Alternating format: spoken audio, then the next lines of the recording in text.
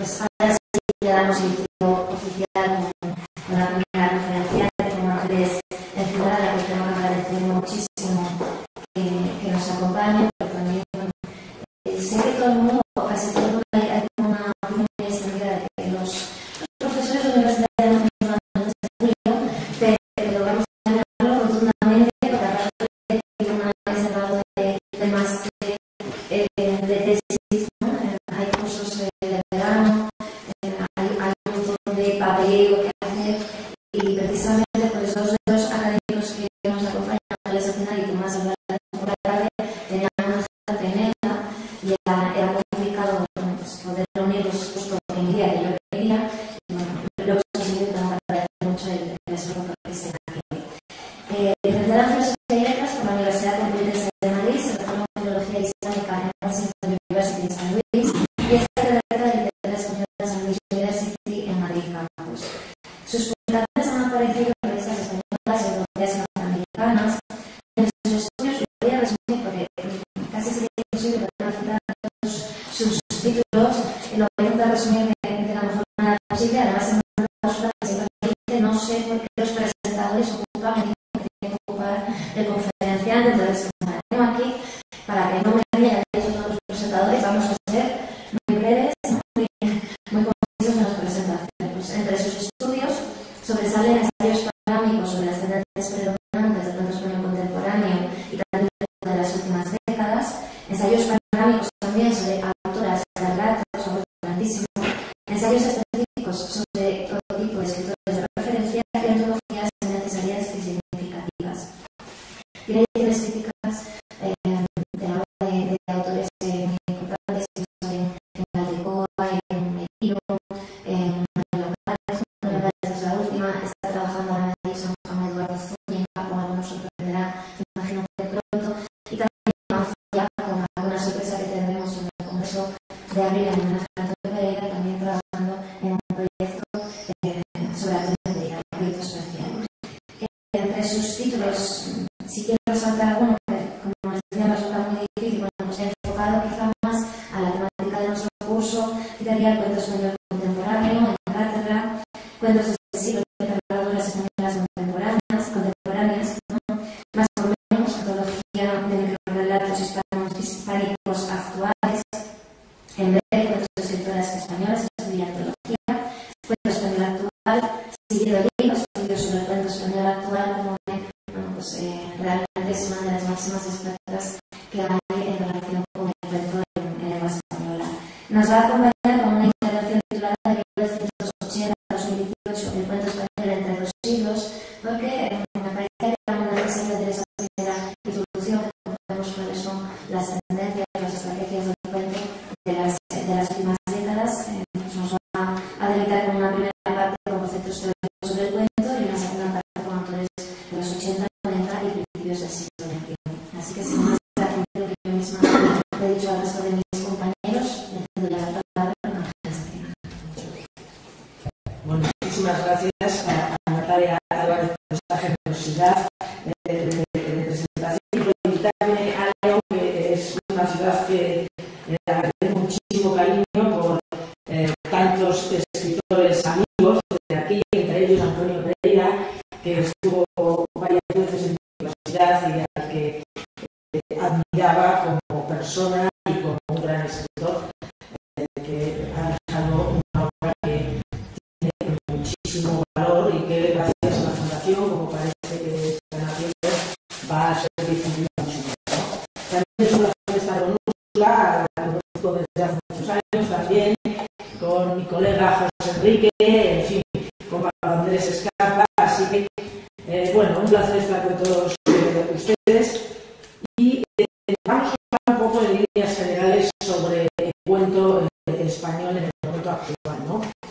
Y si damos una primera mirada a la cuentística a partir de 1980, que es un momento en que el cuento, digamos, que vuelve a recuperar el valor que tuvo en los años 50 y 60 con la generación del medio siglo, luego decae en los años 70, parece que ya la gente no tiene tanto interés en este género y vuelve a recuperarse a partir de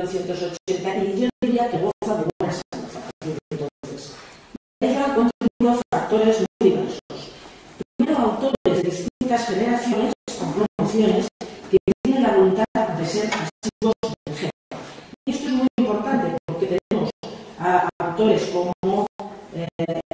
Luis Mateo Díez o como Juan Eduardo Zúñiga, que será centenario en enero, o como José María Merino o Antonio Pereira, hasta la fecha de su muerte, claro, y están conviviendo en aquellos años 80 pues, autores jóvenes, nacidos en los años 60, a principios, los que primero publican, ¿no? Y otros autores hoy en día nacidos en los años 70. Por lo cual esta mezcla de generaciones es importantísima para dar un empujón al género.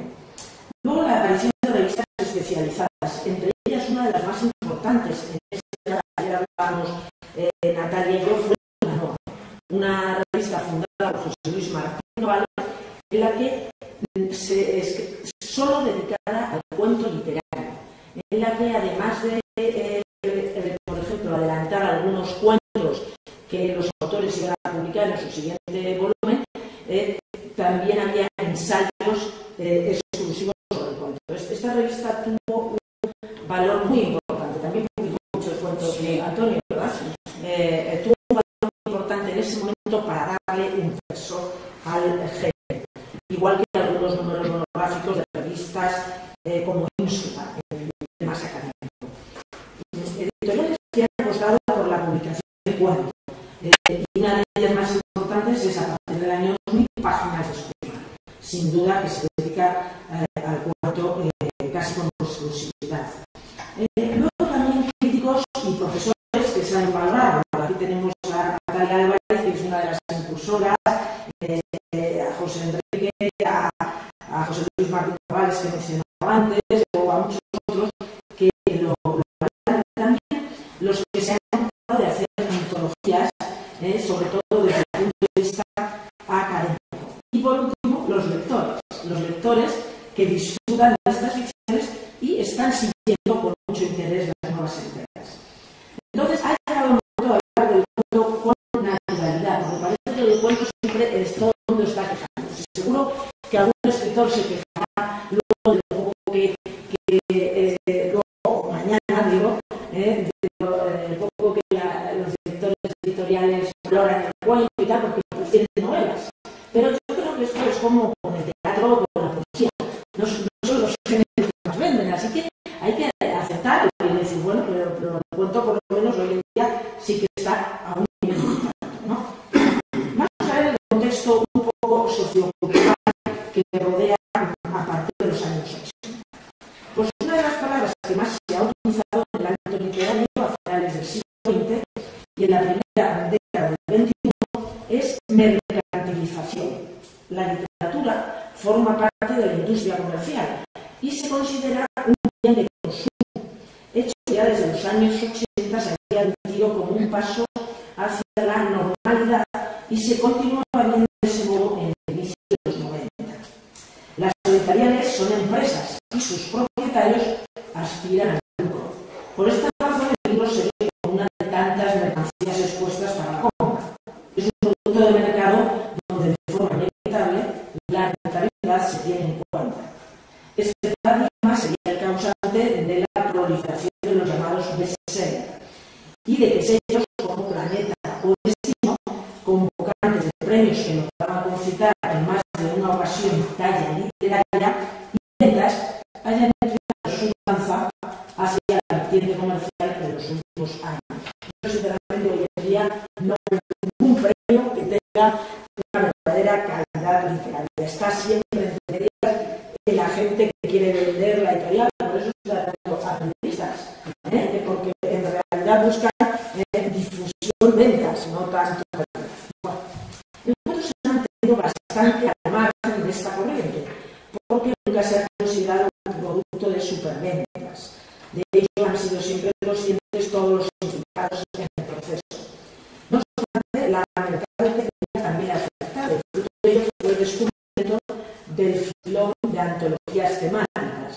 Y seguro que todos recordáis, precisamente en los años 90, cuentos del tren, cuentos de fútbol, cuentos de amigas, cuentos de mujeres. O sea, empezaron a proliferar, y cuidado, hay algunas antologías buenas en ese sentido, pero pocas, se quería más bien vender y reunir a un grupo de escritores, ¿no?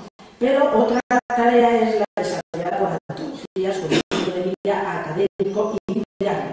Eso creo que ha sido importante, primero, para dar un muestrario de autores, que siempre es importante. Algunas veces el antólogo apuesta por escritores que luego pueden seguir adelante o alguno cae en el camino, ¿no? Pero bueno, es importante, y también descubrir los caminos que se están investigando en las tendencias literarias. Bueno, ¿qué hay relacionado entre el pensamiento de fin de siglo y la teoría del cuento? Pues tendríamos que destacar dos características fundamentales, que son la disgregación y la fragmentación.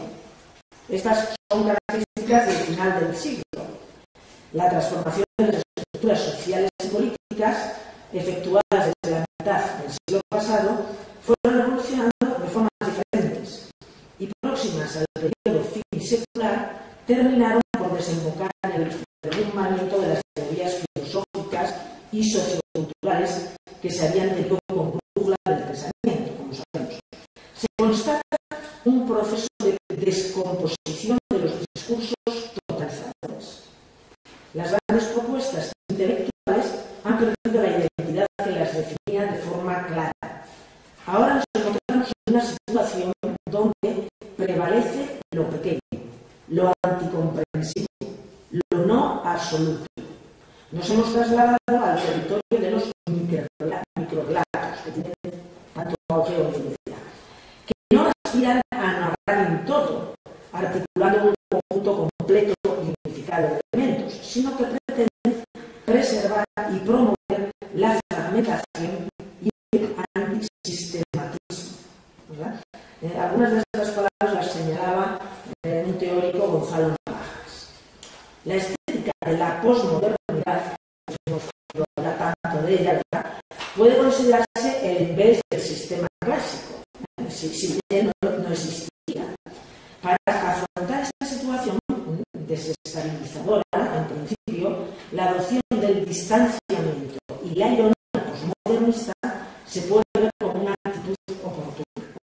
El escritor, en su afán de entender la realidad circundante y alcanzar cierta comprensión frente a tanta incertidumbre, se ha servido de la literatura, su medio natural de expresión, para esta indagación, y así el cuento se ha mostrado como un cauce apropiado para recoger los fragmentos dispersos de un mundo escindido.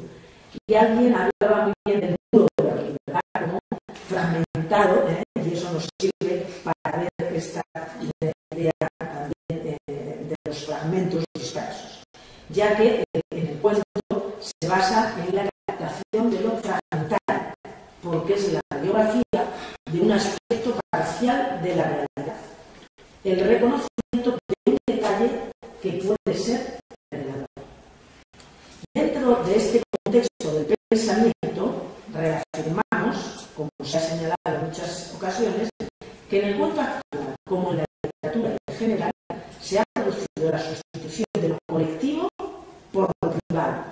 Fijaros, la generación de los años 50, del medio siglo, ¿verdad?, era un personaje clase, un héroe nominado, ¿no?, un personaje colectivo, etc.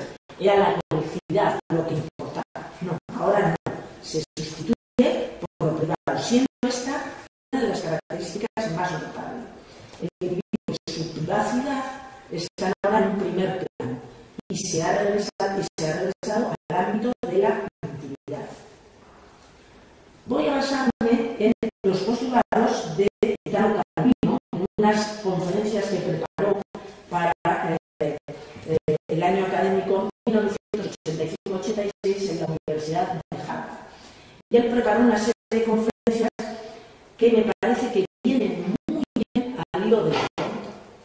Se pueden encontrar 5 conceptos de gran utilidad para acercarse a una poética del cuento moderno, que son levedad, rapidez, exactitud, visibilidad El pensamiento crítico del autor italiano resulta muy apropiado para reflexionar sobre la estética del cuento actual. Cuando habla de leer, ¿a qué se refiere? Pues él hablaba de tres acepciones referidas tanto al estilo como al contenido. Y decía, un aligeramiento del lenguaje mediante el cual los significados son canalizados por un tejido verbal como sin peso. El relato de un razonamiento, de un proceso psicológico en el que obran elementos sutiles e imperceptibles, o una descripción cualquiera que comporta un alto grado de abstracción. Y por último hablaba de la significación de una imagen figurada de veredad que asuma un valor emblemático. Es muy interesante constatar la predilección de Capino por las formas breves y su aprecio de las mismas como lugar de experimentación y de riqueza tanto de estilo como de contenido. Sabéis que en el cuento se puede experimentar mucho mejor que en una novela, porque claro, una novela experimental de 300 páginas puede experimentar cualquiera, ¿verdad? Pero un cuento de 8 páginas, de 10, pues uno puede intentar algunos postulados nuevos y que la cosa resulte ¿no? Resalta Calvino los logros de la literatura italiana y la norteamericana a lo largo de la historia del género cuántico. Los norteamericanos han tenido mucha influencia en muchos escritores de los años 60 nuestros, ¿verdad? Que no sé, por lo típico de rechazar a generaciones anteriores, quisieron apartarse de algunos, no digo todos, algunos, de Aldecoa, de Matute, de Carmen Martín Gaite, de Fernando Santos, y prefirieron mirar a los norteamericanos como Carver, etc. ¿no? Bueno, para referirse al tema de la rapidez, explicita que se basa en la relación entre velocidad física y mental. Él dice que rapidez de estilo y de pensamiento quiere decir sobre todo agilidad, movilidad, desenvoltura, cualidades que se adquieren con una escritura dispuesta a las divagaciones, a saltar de un argumento a otro, a perder el hilo 100 veces y a encontrarlo al cabo de 100 vericuetos. A mí esta idea me parece muy interesante, esta rapidez de estilo con agilidad, en relación a algunos escritores de los que van a venir aquí, por ejemplo, a Eloy Tizón, Técnicas de Iluminación. Los dos primeros cuentos que han sido muy poco entendidos y que les han criticado mucho, son precisamente cuentos de este tipo. Van muy rápidos, dando sugerencias, parecen cuentos surrealistas, y luego vuelven a darnos alguna clave si es que logramos encontrarlas, las claves. Bien. Además, señala su convencimiento de que la escritura en prosa supone, al igual que en la poesía, la búsqueda de una expresión necesaria, única, densa, concisa y memorable. Y esto es mucho más fácil de mantener en textos breves. Señala Italo Calvino que el lenguaje se está utilizando con frecuencia de una manera negligente y casual. Y aquí estoy segura de que ella estaría muy de acuerdo con nosotros. Porque hay que buscar la palabra exacta. Y para eso Calvino describía tres postulados. Un diseño de la obra bien definido y bien calculado. La evocación de imágenes nítidas, incisivas, memorables. El lenguaje más preciso posible como léxico y como expresión de los matices del pensamiento y de la imaginación. No hay duda de que estas ideas se encuentran en el fundamento de la poética adoptada por algunos escritores actuales. Así como también está muy presente la visibilidad mencionada por Calvino, la alta fantasía, la define, ¿no? Y dice que llega a través de las imágenes creadas en la mente del escritor, donde pueden llegar a formarse muchas otras a bases de analogías, simetrías o contraposiciones, para transformarlas más tarde en una historia escrita. La imaginación entendida, sobre todo como un repertorio de lo potencial, de lo hipotético, de lo que no es, no ha sido ni tal vez será, pero que hubiera podido ser. Eloy Tizón enfatizaba también hace ya algunos años, en un libro que hablaba sobre la poética de los escritores, como génesis de una posible narración y aseguraba que contar la historia es contar la imagen de la historia, apremiado por el ansia de decir. De manera que al comienzo, por mi parte, decía Eloy, solo existe un gran medio, un solitario apetito, con lo cual resulta que el relato es sobre todo el deseo de que haya un relato. Esta idea de la imagen es muy interesante. A lo mejor Pablo, si a ti también te vienen imágenes, y partes de la imagen para tus textos, no lo sé. Y también en este sentido se ha manifestado una escritura totalmente diferente, Almudena Grandes, que como sabéis se caracteriza por su cantidad de páginas, por la cantidad de 700 páginas de la última novela. Pues ella también decía en la presentación de una de las novelas de Episodios de una forma interminable que parte siempre de una imagen que tiene, tanto en un cuento, en la novela, como en un ensayo. Y a partir de esa imagen va desarrollando el texto. Bien. Por último, Calvino nos propone el concepto de multiplicidad, que hemos dicho, tan acorde con lo sucedido de la evolución del cuento español contemporáneo. Para aproximarse a este aspecto, habla de textos unitarios originados desde una sola voz, pero que pueden interpretarse a varios niveles, o textos múltiples, donde se da una multiplicidad de sujetos, de voces o miradas, lo que Mijaíl Bakhtin denominaba dialógico o polifónico, ¿verdad? Varias voces. En ese sentido, él señala una de las obras que más le impresionó a Calvino, que fue Jorge Luis Borges.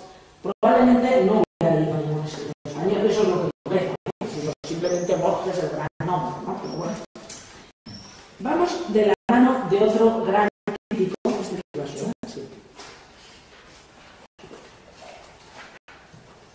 argentino, seguro que lo habéis escuchado, que es Ricardo Pilla, que murió hace poco, ¿no? Y él trabajó mucho en torno al cuento, y la verdad es que sus reflexiones son muy lúcidas. Tiene dos libros magníficos. Primero de todos, Formas breves.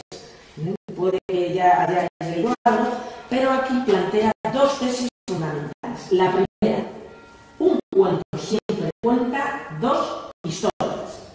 Y esta está relacionada de forma directa con el carácter fragmentario y elíptico, quizás una de las cualidades más importantes del cuento actual, la elipsis y el elíptico, atribuido tantas veces al relato. Y se refiere a la historia secreta oculta bajo el relato visible. Hay un argumento, ¿verdad?, que se desarrolla de la primera historia, pero debajo hay otra. Y el lector tiene que ser capaz de encontrarla. En el cuento moderno no interesa, como en el pasado, un final sorpresivo. Algunas veces pero no interesa tanto un final sorpresivo y cerrado. Se tiende a mantener la tensión entre dos historias y nunca, o en la mayoría de las veces, nunca se alcanza una resolución. En realidad, Hemingway ya nos había hablado de esta teoría, ¿verdad?, de la parte junta. Él hablaba del iceberg, ¿no?, de que solo vemos una parte y de que hay 7 partes ocultas en el cuento que el lector tiene que descubrir. Pilla dice que afrontar la narración escondida, de ahí deriva la segunda tesis que nos muestra, y es la historia secreta es la clave de la forma del cuento y de sus variantes. Y pone de nuevo como ejemplo este escritor argentino a su compatriota Borges, quien basaba el tema del relato en la construcción cifrada de la segunda historia. No todos los cuentos hay una segunda historia, esa historia secreta. Algunas veces o la hay y no sabemos descubrirla, ¿no? Pero muchas veces hay 3 o 4 claves que te ayudan a conducir, que tienen mucha más importancia eso. Y luego que esto es lo que da la forma al cuento, sí. Porque si nos fijamos, en realidad, los temas de los cuentos, pues son los temas que se contaban hace también un siglo, ¿no? El tema del amor, el tema de la muerte, o el tema de la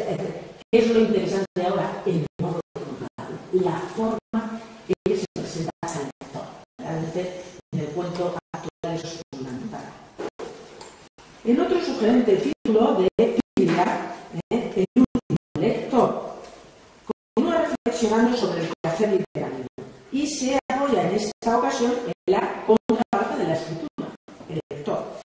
De nuevo, alude a Borges para destacar que una de sus principales enseñanzas fue subrayar el importante papel del lector en el proceso de crear e interpretar las ficciones. La ficción es una teoría de la lectura. Y esto yo creo que todos los escritores actuales están bastante de acuerdo. La importantísima participación del lector. Es un trabajo a medias casi. Enlaza muy bien estas ideas con las aspiraciones del cuento español actual, que demanda una posición activa del lector, que sea parte integrante en la construcción y desarrollo de la historia, la idoneidad de un lector cómplice. Y fijaros, precisamente Antonio Pereira hizo una antología en la que el título es Cuentos para lectores cómplices, ¿verdad? Es maravilloso, y esto lo decía ya hace años, me parece que esa antología es de los 80, si no recuerdo mal. O sea que fijaros ya en ese momento cómo se buscaba la complicidad del lector. Por cierto, que en esa antología había un estupendo estudio de Ricardo Gullón, don Ricardo, que fue uno de los críticos que más apoyó a todos los a los escritores.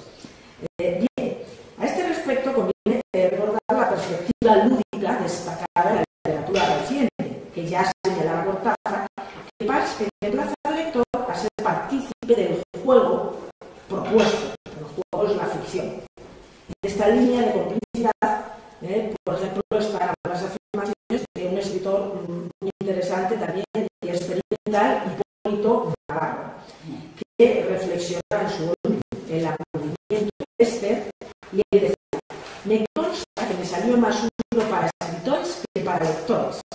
Escribí el libro, así suena a tópico, que a mí me hubiese gustado encontrar en las mesas de novedades. Y en esta ocasión sostenía: me interesa un lector inteligente, un lector cómplice, que se involucre plenamente con el texto, que se enfade o se apasione por él, que esté en todo momento activo en el transcurso de la lectura. Bueno, con estas ideas, que son básicas, pero me parece que dan muy buena perspectiva de lo que es el cuento español actual, pues vamos a hablar ahora de algunos autores que se han ido desarrollando la carrera tanto que han tenido un papel muy importante a finales del siglo XX y algunos que han empezado a publicar en el siglo XXI. ¿Y de qué podemos hablar? La palabra muy sencilla: variedad, ¿verdad? En el cuento actual se escribe de todo, sobre todo y desde una pluralidad de técnicas y formas. Se escriben cuentos fantásticos, ¿verdad? Aquí hay gente trabajando en el cuento fantástico, ¿no? Se escriben cuentos de terror, bien, muy en ocasiones a lo fantástico, policíacos, eróticos, realistas, cuentos sobre la vida cotidiana, metaliterarios, psicológicos, sentimentales. Durante los años 80 y 90 hubo una tendencia muy, ¿verdad?, importante sobre el mundo femenino, muy interesante, porque las mujeres, las escritoras adquieren un papel relevante en aquellos años, pero también hay escritores muy interesantes como Juan José Millás o Javier Marías, que hicieron una serie de cuentos magníficos, precisamente indagando en la psicología de la mujer. Y la memoria de Javier Marías mientras ellas duermen, que son unos cuentos magníficos. Bueno, vamos a comenzar con la fecha propuesta, 1980 y hasta el momento actual. El género político ha dado un abanico de posibilidades, tanto temáticas como formales. Precisamente en ese año, Juan Eduardo Zúñiga, escritor casi secreto especialmente dedicado al cuento, publica Largo Noviembre de Madrid. No sé si conocéis los cuentos de Zúñiga, claro que los conocemos muchos de los profesores y escritores, pero realmente son uno de los grandes que se han visto. Claro, me parece de lo mejor que hay en España, y de lo más desconocido. Y de lo más desconocido que podría decir. Sí, oye, pues está lúcido como yo, ¿eh? A mí me parece de lo mejor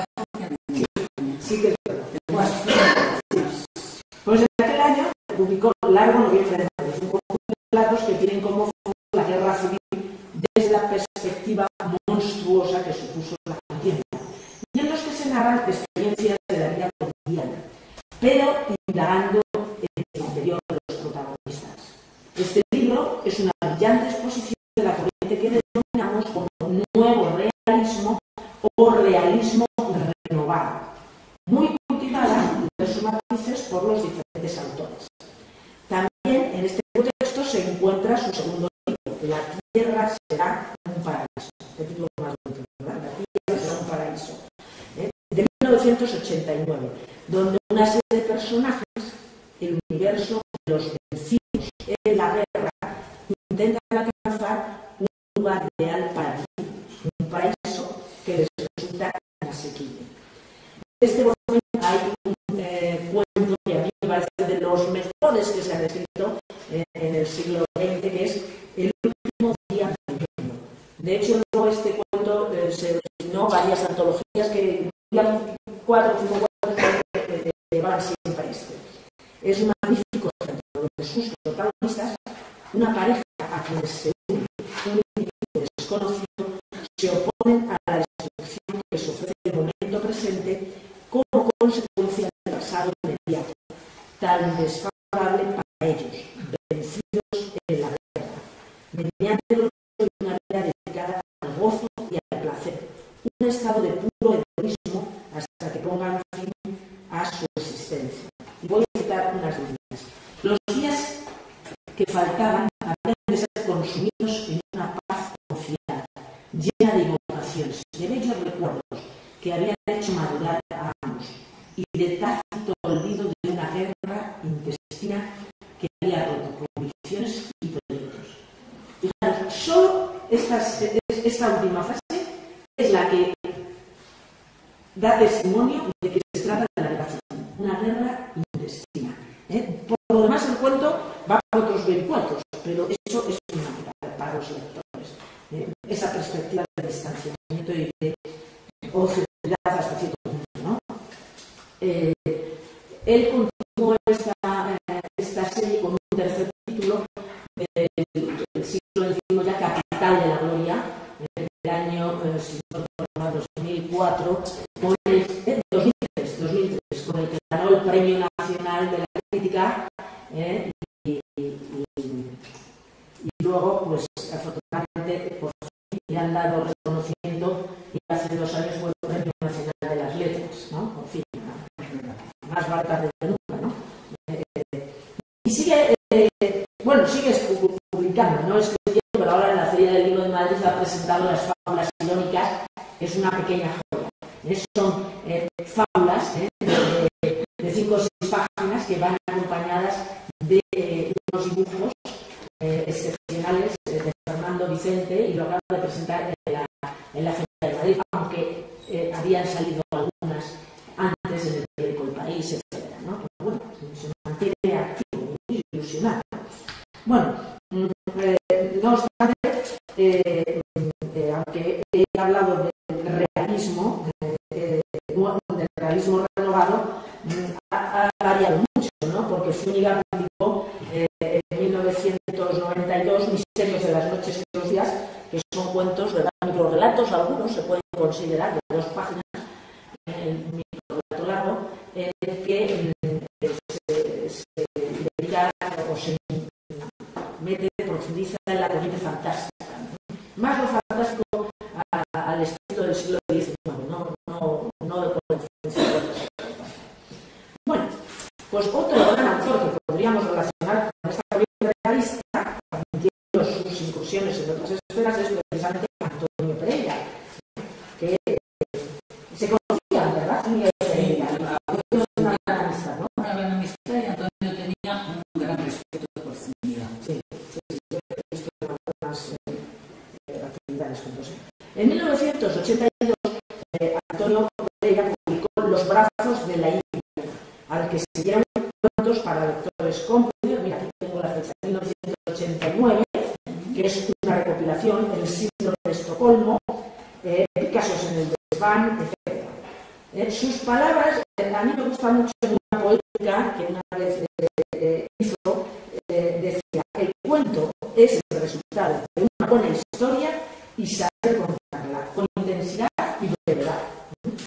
que nos da las claves: intensidad, brevedad y una buena historia, ¿verdad? Eso es lo que decía Pereira hace tiempo. Y eso lo resume muy bien, lo practicaba en sus libros. En sus relatos se observa ese auténtico placer por contar historias, en la que hay de todo: amor, guerra, costumbres, psicología, y en todas ellas se combina con extrema habilidad la ironía y el humor. Algunos ejemplos de casos en el desván ilustran lo dicho. Por ejemplo, el Tendedero, donde Paulino de Rosa, noble habitante de un pequeño pueblo que en su día fue visitado por la reina Isabel II, accede desinteresadamente a que se ruede una película en su palacio, y esto le brindará la oportunidad gratuita, 2 años más tarde del rodaje, de mantener relaciones con la joven y liberal actriz, que, cito, con todo el morro del mundo dijo que tenía ganas, que ya cuando había llegado la primera vez sintió que le gustaría quedarse a un templario. Como veis, un gran humor el de Pereira. También otro cuento que es uno de mis favoritos es La barbera alemana. Bueno, son tantos los favoritos de la fama rusa, es decir, en lo que puede crearse un ambiente provinciano con extraordinario humor e incluso socarronería. Esta es una de las palabras que van muy bien a lo que practicaba, ¿verdad?, Antonio Pereira en sus cuentos. Esa mirada socarrona del narrador, ¿verdad?, que hacía partícipe a los lectores de la mirada irónica, humorística, etc. Y esta pasión es a través de una protagonista extranjera cuya presencia inicial en el pueblo tuvo un impacto perturbador, pero llegó a transformarse en una auténtica convivencia que solo será interrumpida en el sorprendente desenlace. Es muy interesante, por ejemplo, aplicar las teorías de Piglia a este momento, ¿verdad?, en el que hay la historia de la llegada de la barbera alemana, ¿verdad?, y por debajo está otra historia en la que el narrador nos ha ido dando 4 o 5 pistas, que si releemos el cuento vemos cómo lo va desarrollando por debajo, ¿verdad?, y llegamos al final sorpresivo. Bueno, hemos hablado de esta tendencia, como digo, que se centra en la narratividad, que se recupera en España después de esos años 70 tan experimentales, en la que privaba la experimentación sobre todo con la forma y se olvidaron un poco del afán por contar. Y la recuperan escritores, muchos de ellos leoneses, como Pereira, como Pino, como Mateo Díez, como Elena Santiago, que menciona siempre a mujeres, pero también escritores muy diferentes como Juan Marsé o Pilar Cibreño, una escritora que luego ha desaparecido del mapa, pero sacó unos cuentos preciosos en todo el reino de Cuba, o Agustín Cerezales, que tampoco escribe ahora, pero sacó un poema maravilloso, ¿verdad? Buenísimo. Perros verdes, fabuloso. Sí. Bueno, vamos a hablar, podría hablar de Mateo Díez, pero seguro que conocéis bastante de él, con esa mirada surrealista, un realismo deformado que practica en Pasas de Agosto.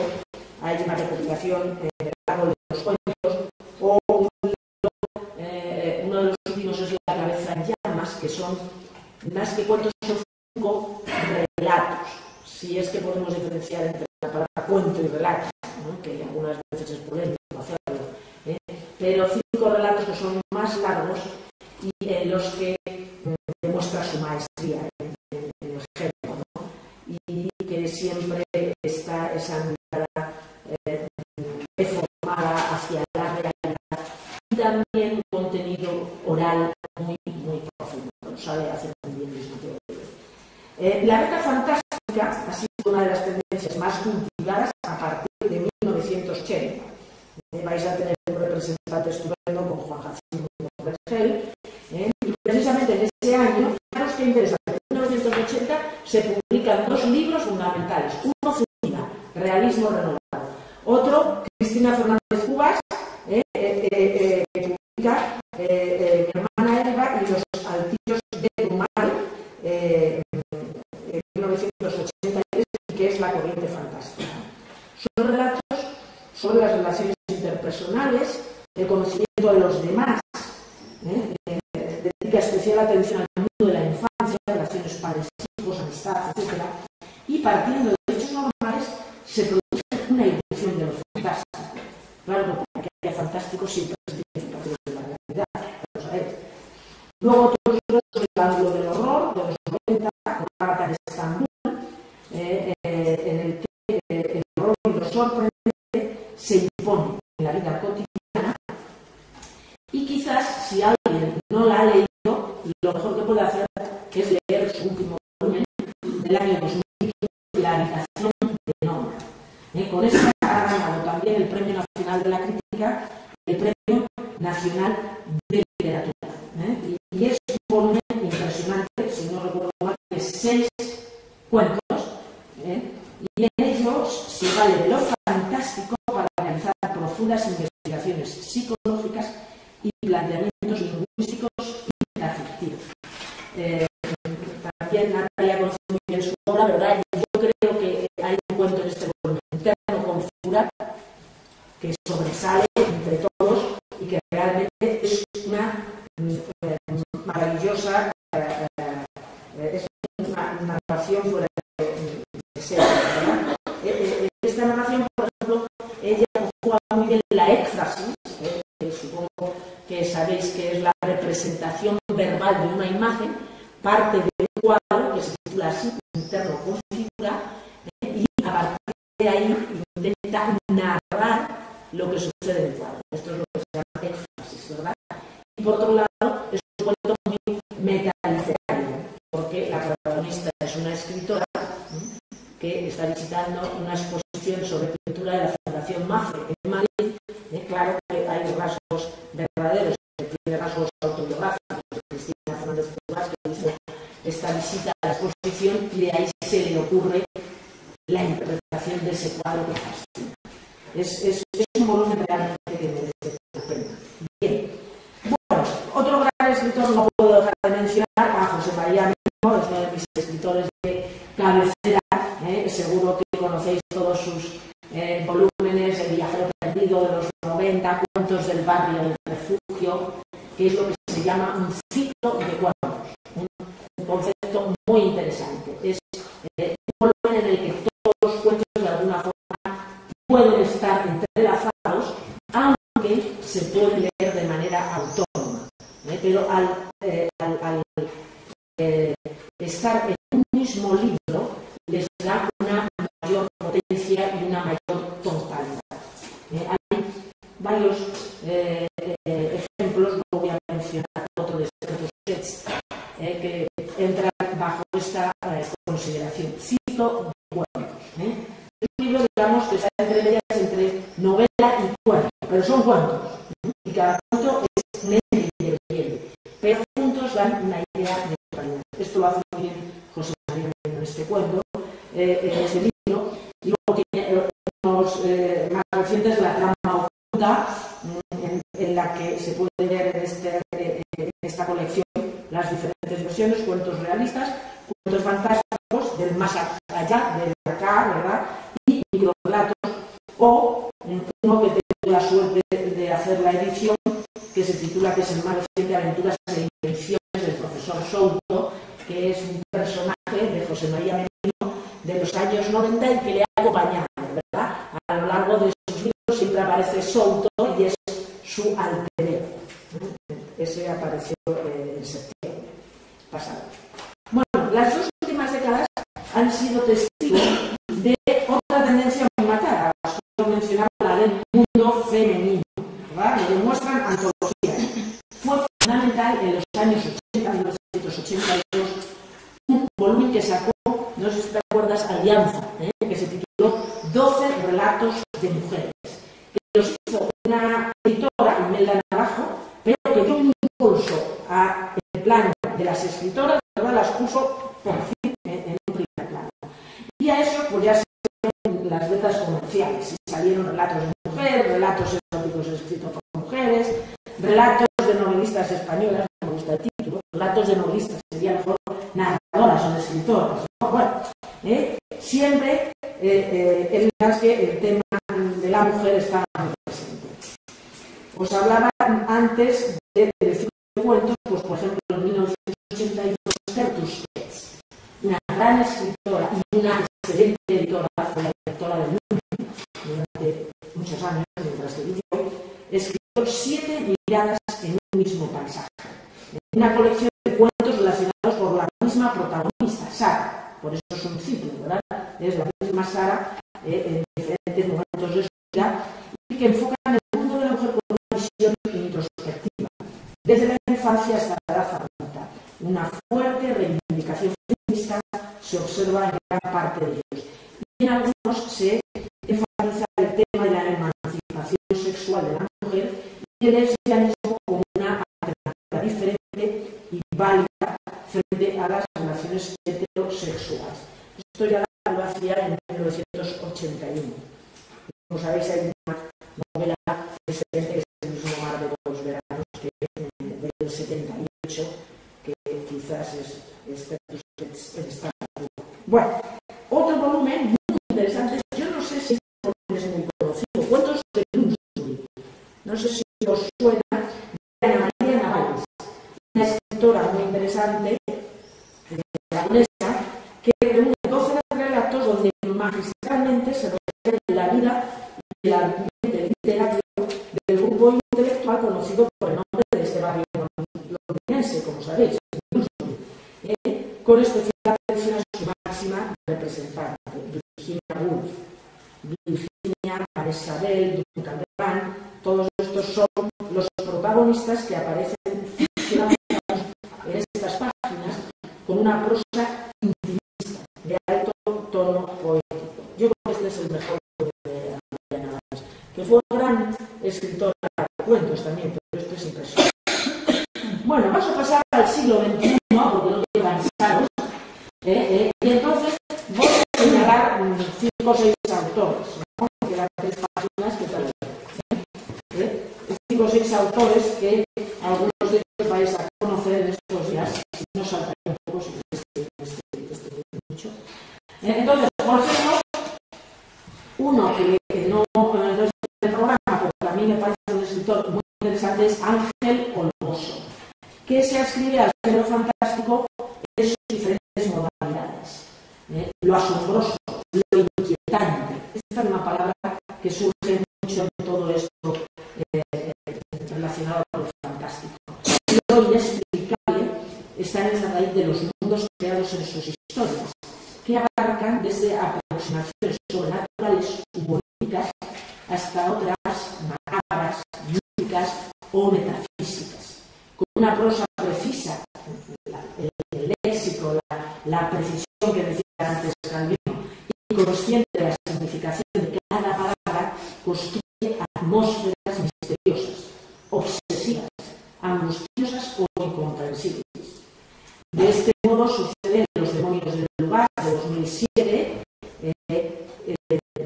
también en una recopilación que hizo bajo el título Los límites del sueño, que engloba sus relatos de 1980 a 1995.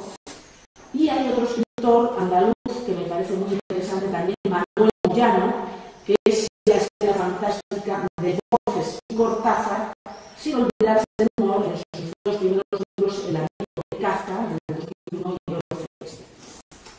Otro escritor del que muchos de vosotros seguro que habéis escuchado, es profesor en la Autónoma de Barcelona, es David Rojas, que se sirve de una visión paródica y humorística que define en su estilo, presentando personajes que asumen lo inexplicable o sorprendente de una realidad deformada sin cuestionarse demasiado.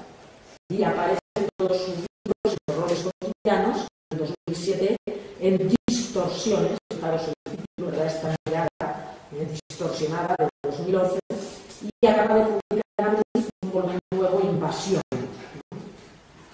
Una escritora muy interesante que se adscribe a lo fantástico es Julia Ochoa. Creo que la has traído en alguna ocasión, ¿verdad? No, yo creo que no tiene que ver. Julia Ochoa es una escritora de San Sebastián en la que hay una presencia muy importante de lo onírico e irreal. Y se hace hincapié en una temática muy válida: la violencia, la deshumanización, el poder del la reflexión metaliteraria, la vida política. Ella enfoca mucho, porque lo ha padecido, ¿verdad? Y lo sigue padeciendo, el nacionalismo, el terror, la violencia terrorista, etc.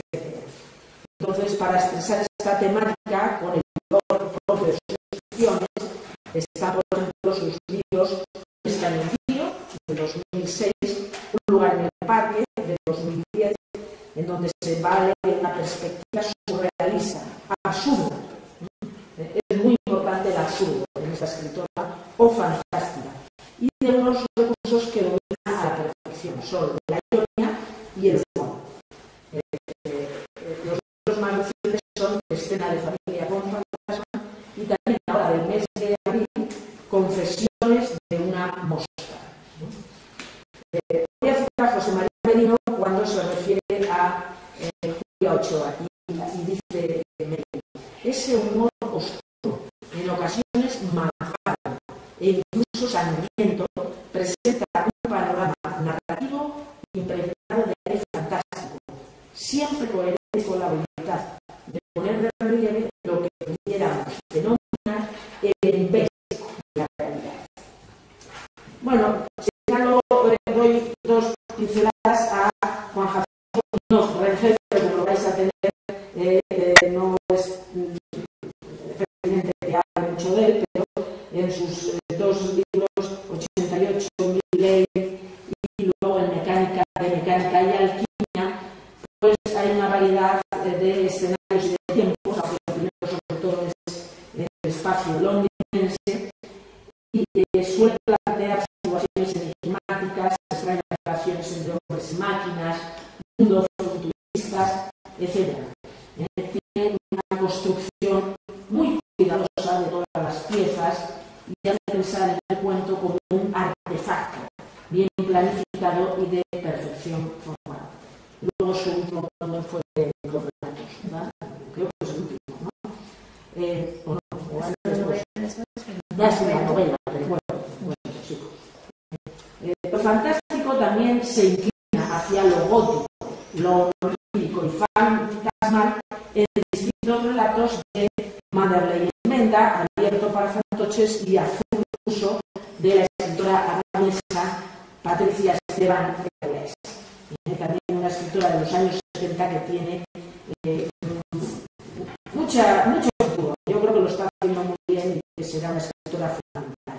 Metamorfosis, pesadillas con viso de realidad, escenas terroríficas, atraviesan algunas de las historias, inmersas en un universo misterioso e inquietante.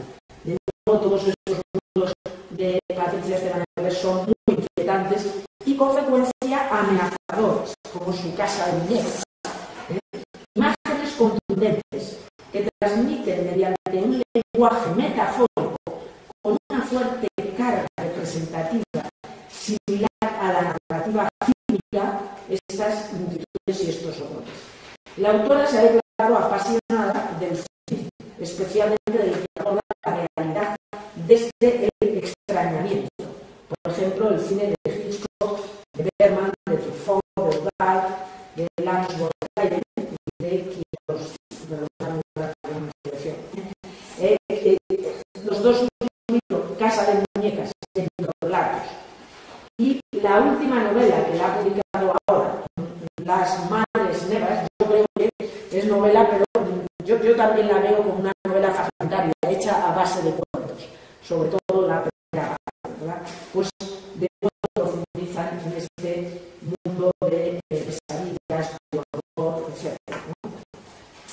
Entre los escritores más jóvenes, el realismo ha evolucionado de muy diversas formas y ha ido por diferentes itinerarios. Los autores admirados, que algunos de ellos los han nombrado, poetas, Chekhov, Faulkner, Hemingway, Virginia Woolf, Isaac Stevenson, Catherine Mansfield, otros más recientes, Schiller, Ginsburg, Flannery O'Connor, Carter, Alice Munro, Tobias Wolff, etc. Entre los que han escrito de lo fantástico, pues claro que todos han mirado a Cortázar y a Borges, pero algunos también desde otra perspectiva a Julio Ramón Ribeiro, a Juan Carlos Netis y afortunadamente a algunos españoles como Ignacio Alecoa, como Gerardo Fraile, como Ana María Martínez, como Antonio Pereira, por ejemplo, en la antología del mundo español actual señalaba a Antonio como un maestro, Pedro Ugarte y Cari Santos, que es muy interesante. Yo creo que se relacionaban muy bien Cari Santos con Pereira, ¿no? Menciono de paso un libro que seguro conocéis, que nos habla del realismo testimonial, de la denuncia, especies de la dictadura, de Fernando Aramburu, con el que ganó premios importantes y en la que desarrolla la vivencia del terrorismo en algunos de estos cuentos, realmente muy bien escritos, con una perspectiva de denuncia.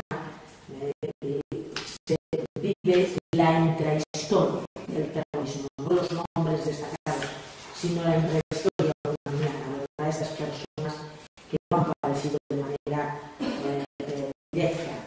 Y persiste en esta línea de impresión testimonial, aunque ya con mayor distanciamiento y ironía, en algunos relatos de El vigilante del Fiordo, del año 2011. Menciono, ya casi estoy terminando, menciono Arcado Menéndez Salmón, precisamente porque están muy relacionados el realismo testimonial con el compromiso que él quiere manifestar en sus ficciones. Él dice que esta palabra está denostada en la actualidad literaria, ¿verdad? Se ha quedado un poco olvidado de aquello del realismo testimonial, realismo social de los años 50, parece que se dio la espalda totalmente y él dice que hay que recuperarlo en algunas ocasiones y lo hace muy bien con un poderío del lenguaje para mostrar una visión crítica de la realidad actual y hacer un diálogo constructivo. Por ejemplo, en Los caballos azules y en Brutal. Son dos libros de cuentos en los que hay una variedad de enfoques, realista, fantástico, sórdido, culturalista, etc.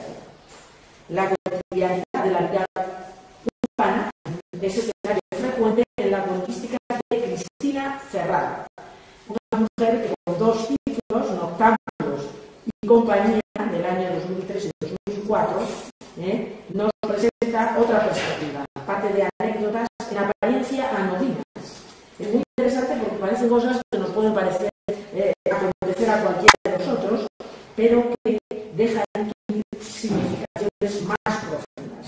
La influencia del cine también es muy importante en su obra, sobre todo la filmografía clásica y el realismo norteamericano, que sale en muchas ocasiones en las que habla y destaca esta influencia. Y en sus cuentos hay una importante condición elíptica. Nos falta mucha información y por eso tiene el lector cómplice, que tiene que llenar esos vacíos de sus cuentos. También otra escritora en este sentido, un poco, es Cristina Grande, es una escritora aragonesa que reunió en Tejidos y Novedades sus tres libros de cuentos. Este libro es de 2011. La fragmentación del mundo contemporáneo, para acorde con su propio género, se plasma con precisión en la brevedad extrema de sus relatos. Son 2 o 3 páginas que refieren a conflictos personales o familiares singularizados en una anécdota concreta o en la actitud de unos personajes que están siempre al borde de un precipicio, sobre una cuerda floja, intentando mantener el equilibrio sobre el vacío. La ironía y el humor son recursos integrados con destreza. Pablo Andrés Escapa os va a hablar luego él, no sé si de su poética o de otros temas, pero tiene unos volúmenes también muy interesantes como son La elipsis del cronista, Voces de humo. En este último volumen reúne una colección de relatos fabulados sobre el ferrocarril minero, ¿verdad? Precisamente de Ponferrada de Alvim, ¿no? Que atraviesa el valle del Sil. Es muy curioso, ya que estamos aquí, o partes, si no recuerdo mal, encabezadas por versos de Antonio Peña. Y tiene otro volumen mucho más reciente del año 2014, magnífico, que se titula Mientras nieva sobre el mar. Es lo más bonito, simbólico, que también refleja muy bien lo que es su escritura. Es una escritura lírica, está muy en esa línea que nos proporciona muchísimas sensaciones, impresiones y que nos permite precisamente compartir con él y construir lecturas desde el simbolismo. Un autor fundamental que va a estar con nosotros mañana es Eloy Tizón, que se ha convertido en un referente entre sus coetáneos y un volumen que marcó una etapa en el pueblo español, que es Velocidad de los jardines, ¿verdad? Marcó un hito el modo de afrontar el género con una mirada, como hemos dicho de mano de Pablo Sánchez Serapaz, de profundo lirismo. Es una dialéctrica con uno de los cuentos del volumen caracterizados por una intensidad compositiva, un lenguaje metafórico de total expresividad, la memoria, la velocidad, la violencia del tiempo, de forma consciente o emociones y experiencias que perduran a lo largo de la vida y forman parte de un imaginario colectivo. Son motivos desarrollados mediante una prosa precisa y sugerente. Es otra de las palabras más interesantes adscritas al género cuento en el punto actual, la sugerencia, que encuentra la voz y el tono adecuados. Su título es Técnicas de Imaginación del año 2013, que es un volumen experimental en algunos cuentos, más conservador en otros, muy variado. Los dos primeros cuentos han sido criticados, pero un poco va en esta línea que creo que él os va a hablar de lo que denomina post-cuento, ¿no? Quiero mencionar dos autoras antes de terminar. Ahora ya sí que termino 3 minutos. Pilar Abón, que tiene dos títulos muy interesantes: Viajes inocentes, El mes más cruel, y el último se titula La vida sumergida, del año 2017. En sus volúmenes no se trata solo de contar, sino, fijaros las palabras, impresionar y conmover. Eso es lo que intenta el autor. Conmover a través de la presentación de fragmentos. De nuevo volvemos al principio de la charla. Son fragmentos de la vida de unos personajes frecuentemente inseguros y con miedo, que por ello aceptan la dominación y el sometimiento. Este es el tema recurrente en sus historias. Siempre hay un dominador y un dominado, un tirano y una víctima. Su segundo volumen, El mes más cruel, es de humor del componente mítico de los cuentos infantiles, por los que ella ha mostrado una gran afición. En ellos se mezcla, según la escritora, lo fantástico y real con una crueldad cercana a lo esperpéntico. Y también el lirismo está muy presente, como os he dicho, en La vida sumergida. Fijaros que es lo más interesante.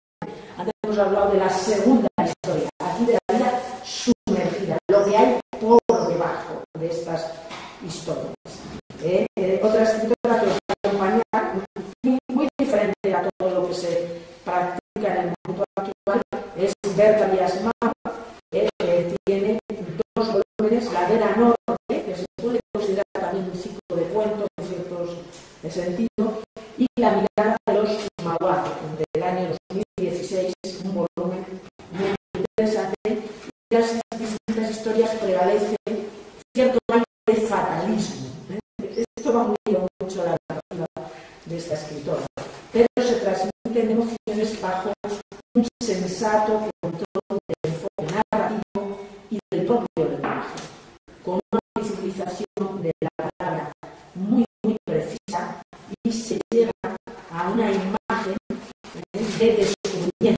Creo que es lo que nos intenta plasmar a través de sus relatos, o de una revelación.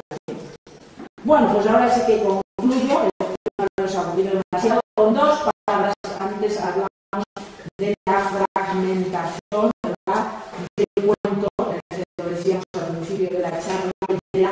disgregación, y termino con otras dos palabras que definen muy bien el cuento actual: el eclecticismo y la heterogeneidad. Términos que, sin lugar de duda, mejor definen el cuento abstracto.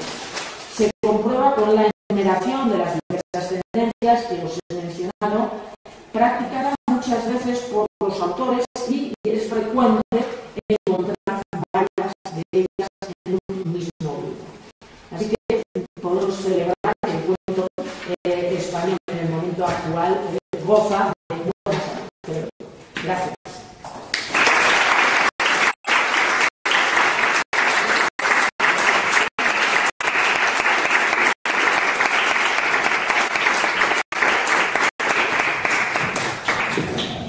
Muchas gracias, Ángeles. Es nuestro trabajo tener que resumir, ¿no?, varias décadas del reto, es complicado, pero yo creo que nos llevamos todos anotados unos cuantos nombres importantísimos que pueden convertirse en lecturas estupendas de la gama. Yo desde aquí animo a todos los asistentes a que por lo menos hagamos algunas de ellas. Ahora que citabas, hemos tenido a muchos de los escritores que has citado, algunos nos van a acompañar en estos días en el curso de verano, a José María Merino también, a Cristina Fernández Cuevas, la vimos en un congreso, pero la leímos este año en los otros de lectura con ella. Con Patricia Esteban, pues también disfrutaremos de las Madres Negras del próximo curso, a partir de septiembre a diciembre de 2018, pues que ella cerrará en diciembre de 2018 ese club de lectura. Ha estado Julia Ochoa también, un poquito, pero Artembo, los has citado, Hipólito de Navarro, Pilar Aró, en las últimas jornadas de Madrid. Creo que hemos podido disfrutar en la ciudad de gran parte de los autores que nos has comentado, y a esto esperamos poder traerlos en el futuro. En este momento, si me quiere hacer alguna pregunta, cualquier cuestión sobre algún nombre que no haya salido, porque Ángeles los conoce a todos perfectamente.